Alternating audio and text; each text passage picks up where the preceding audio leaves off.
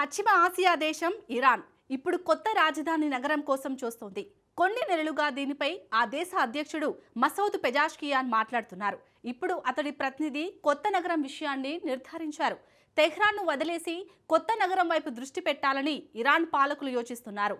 తీర ప్రాంతంలోని మక్రాన్లో ఈ నగరాన్ని నిర్మించాలని ప్లాన్లు వేస్తున్నారు. అయితే కొత్త నగర నిర్మాణం సాధ్యమేనా? రాజధాని నగరాన్ని తరలించేందుకు ఇరాన్ వద్ద వనరులు ఉన్నాయా? ఎందుకు తెహ్రాన్ కంటే మక్రాన్ ప్రత్యేకమైంది? Watch the story. ఇరాన్ కొత్త రాజధాని కోసం యత్నిస్తోందా? ఉన్న రాజధాని తెహ్రాన్ నగరానికి ఏమైంది? కొత్త రాజధాని నిర్మాణం ఇరాన్కు సాధ్యమేనా? ఇరాన్ ప్రస్తుత రాజధాని తెహ్రాన్ నగరం. చాలా దశాబ్దాలుగా ఇరాన్కు అత్యంత కీలకమైన నగరంగా తెహ్రాన్ కొనసాగుతోంది. ఇరాన్లోని రెండో అతిపెద్ద నగరం మసాద్ కంటే 4 రెట్లు తెహ్రాన్ పెద్దది. మొత్తం ఇరాన్ జనాభాలో 20% రాజధాని నగరం ప్రాంతంలోనే ఉంటారు. ఇక ఇరాన్ సంపదలో మొత్తం 30% సంపద ఈ నగరంలోనే ఉంటుంది. అందుకే తెహ్రాన్ ఇరాన్ ప్రధాన నగరంగా డెఫినేషన్గా మారింది. ఇరాన్లో తెహ్రాన్కు మించిన నగరం లేదు. గుడ్లన్నీ ఒకే బుట్టలో పెట్టడం ఎల్లప్పుడూ సమస్యేనన్నది నానుడి. ఒకవేళ ఆ బుట్ట విరిగితే భారీ ఇబ్బందుల్లో కూరుకుపోవడం ఖాయం. తెహ్రాన్ అనే బుట్ట ఇప్పుడు విరగడానికి సిద్ధంగా ఉంది. ఇప్పుడు ఈ నగరం భారీ జనాభాతో కిటకిటలాడుతోంది.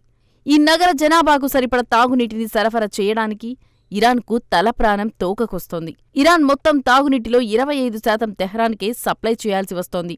అదే సమయంలో ఇరాన్లో తాగునీటి కొరత తీవ్రమవుతోంది. ఇక తెహ్రాన్లోని పరిశ్రమలు, హెవీ ట్రాఫిక్ కారణంగా వెలువడుతున్న కాలుష్యంతో స్కూళ్లను మూసేయాల్సి వస్తోంది. ప్రతి శీతాకాలంలో తెహ్రాన్ ఈ కాలుష్యంతో ఉక్కిరి బిక్కిరి అవుతోంది. అంతేకాదు తెహ్రాన్కు భూకంప రేఖలపై ఉన్నది. ఈ నగరానికి భూకంపాల ముప్పు ఎక్కువే అన్నమాట. ఒకవేళ భారీ భూకంపమే వస్తే తెహ్రాన్లోని లక్షల మంది ప్రాణాలు కోల్పోవడం ఖాయం. ఇప్పటికే కష్టాల్లో కొనసాగుతున్న ఇరాన్ ఆర్థిక వ్యవస్థను భూకంపాలు వణికించసాగాయి. అందుకే ఈ ముప్పును ఎదుర్కొనేందుకు ఇరాన్ అధ్యక్షుడు మసౌద్ పెజెష్కియాన్ ప్లాన్ను సిద్ధం చేశాడు. ఇరాన్ రాజధానిని మార్చాల్సిన అవసరం ఉందని అధ్యక్షుడు నొక్కి చెబుతున్నాడు. నిజానికి ఇరాన్ రాజధాని నగరాన్ని మార్చాలని 1986 నుంచి 6 అధ్యయనాలు వెల్లడించాయి. రాజధానిని మార్చాలన్న ప్రతిపాదనను సీరియస్గా పరిగణించాలని 2014లోనే ఇరాన్ పార్లమెంట్లో ప్రతిపాదనలు చేశారు. మాజీ ఇరాన్ అధ్యక్షులు మొహమ్మద్ అహ్మదీనెజాద్, హసన్ రౌహానీ ఈ ప్రతిపాదనలను బలపరిచారు. పార్లమెంట్లో ప్రతిపాదనలకు ఆమోదం తెలిపినా కొత్త రాజధాని దిశగా మాత్రం ఇరాన్ పాలకులు అడుగులు వేయలేదు. ప్రస్తుత ప్రభుత్వ ప్రతినిధి సైతం రాజధాని తరలింపునకు అంత తొందరేమీ లేదని చెబుతున్నారు. రాజధాని నగరాన్ని తరలించడంపై నిపుణుల సలహాలను కోరుతున్నామని ప్రభుత్వ ప్రతినిధి ఫతేమే మొహజ్జెరానీ చెప్పారు. ఇంజనీరింగ్, సోషియాలజీ, ఆర్థిక రంగాలకు చెందిన నిపుణుల సలహాలను కూడా తీసుకుంటామన్నారు. దక్షిణాదిలోని మక్రాన్ రీజియన్లో రాజధాని నిర్మాణానికి ప్లాన్ వేస్తున్నట్టు ఫతేమే తెలిపారు. సమర్థవంతమైన ప్లాన్లతో కొత్త రాజధాని దిశగా అడుగులు వేస్తామని ఫతేమే వివరించారు. అలా అని తొందరపడబోమని ఇరాన్ ప్రభుత్వ ప్రతినిధి తేల్చి చెప్పారు. సో నిదానంగా ఇరాన్ తమ రాజధానిని మార్చాలనుకుంటుందన్న మాట. అయితే మక్రాన్ తీరంలో కొత్త నగరం నిర్మాణానికి ఇరాన్ సిద్ధమవుతోంది. మక్రాన్ ఒక శుష్క తీర ప్రాంతం. ఇరాన్, పాకిస్తాన్ మధ్య ఈ ప్రాంతం విభజించబడింది. కొత్త రాజధాని కోసం ఇరాన్ ఆలోచిస్తున్న ప్రాంతాల్లో మక్రాన్ ఒకటి మాత్రమే. ఇరాన్కు మరిన్ని ప్రణాళికలు కూడా ఉన్నాయి. ప్రస్తుతం మక్రాన్ను ఒక ఆప్షన్గానే పరిగణిస్తున్నామని ఇరాన్ ప్రభుత్వ ప్రతినిధి ఫతేమే చెప్పారు. రాజధాని విషయంలో 2 కౌన్సిళ్లు ఏర్పడినట్టు వివరించారు. ఒక కౌన్సిల్ రాజధాని సమస్యలను అంచనా వేస్తుంది. మరో కౌన్సిల్ సముద్ర ఆధారిత ఆర్థిక వ్యవస్థపై అధ్యయనం చేస్తుందని ఇరాన్ ప్రభుత్వ ప్రతినిధి వివరించారు. సింపుల్గా చెప్పాలంటే సముద్ర తీర ప్రాంతంలో కొత్త రాజధాని కోసం ఇరాన్ ప్లాన్ వేసింది. ప్రధానంగా వాణిజ్యాన్ని మరింత సులభం చేసే దిశగా ఇలాంటి ఎత్తుగడలు వేసింది. అంతేకాదు రవాణా ఛార్జీలను కూడా తగ్గించుకోవడానికి వీలు ఉంటుంది. ముడి సరుకులను దక్షిణాది నుంచి మధ్య ఉత్తర ఇరాన్కు తరలించడం, వాటిని శుద్ధి చేసి తిరిగి దక్షిణాదికి పంపడంతో వ్యయ ప్రయాసాలతో కూడినదని ఇరాన్ అధ్యక్షుడు పెజాష్కియాన్ చెబుతున్నారు. తెహ్రాన్ నుంచి ఆర్థిక రాజకీయ కేంద్రాన్ని దక్షిణాదిలోనూ సముద్ర తీర ప్రాంతానికి మార్చాల్సిన అవసరం ఉందని పెజాష్కియాన్ తేల్చి చెబుతున్నాడు. ఈ నేపథ్యంలోనే మక్రాన్పై ఇరాన్ పాలకులు దృష్టి సారించారు. ఇరాన్కు అన్ని రకాలుగా మక్రాన్ ప్రాంతం బావుంటుందని పాలకులు భావిస్తున్నారు. అయితే ఇరాన్ ప్లాన్ వర్కౌట్ అవుతుందా?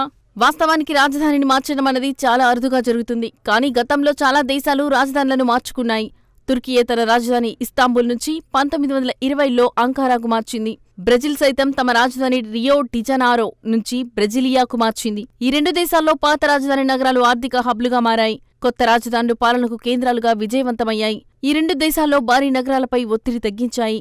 అయితే ఇరాన్ విషయంలోనూ తెహ్రాన్ నగరం ఆర్థిక హబ్గా కొత్త రాజధాని పాలన కేంద్రంగా మారుతోందా? ఇరాన్ విషయంలో ఓ సమస్య ఉంది. ఇరాన్ వేసిన ప్రణాళికల్లో కార్యాచరణే పెద్ద సమస్య. అంటే ఈ పశ్చిమాసియా దేశం ఆర్థికంగా తీవ్ర ఇబ్బందుల్లో కొట్టుమిట్టాడుతోంది. భారీగా పశ్చిమ దేశాల ఆంక్షలను ఎదుర్కొంటోంది. ఇరాన్ వద్ద భారీగా వనరులు ఉన్నా వాటితో వాణిజ్యం చేయలేకపోతోంది. ఎందుకంటే పశ్చిమ దేశాలు ఇరాన్ ఆర్థిక వ్యవస్థను ధ్వంసం చేశాయి. బహుశా తీర ప్రాంతానికి రాజధాని తరలిస్తే వాణిజ్యంలో ఇతర దేశాలకు ఇరాన్ గట్టి పోటీనిస్తుంది. అంతేకాకుండా ధరలను తగ్గించి భాగస్వామ్య దేశాలకు మరిన్ని ఆఫర్లను ప్రకటించే అవకాశం లభిస్తుంది. భారత్కు చమురును తరలించడం మరింత తేలికవుతుంది.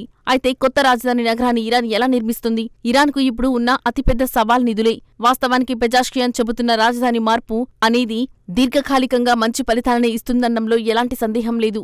కానీ కొత్త నగర ప్రయాణాన్ని ప్రారంభించేందుకు అవసరమైన నిధులు మాత్రం పెజాష్కియాన్ వద్ద లేకపోవడం విచారకరమైన విషయం. ఎందుకంటే కొత్త రాజధానిని నిర్మించడం అంటే మాటలు కాదు, దీనికి బోలెడు నిధులు అవసరం.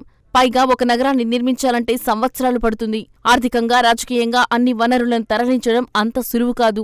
అసలే సంక్షోభంలో ఉన్న ఆ దేశం అంత భారీగా అక్కడ వెచ్చించడం సాధ్యమేనా అన్న సందేహాలు వ్యక్తమవుతున్నాయి. అందుకే ఇరాన్ కూడా తొందరేమీ లేదంటోంది. సో నెమ్మదిగా తెహ్రాన్ నుంచి మక్రాన్కు మార్చుకునే యోచనలో ఇరాన్ పాలకులు ఉన్నారని స్పష్టంగా తెలుస్తోంది.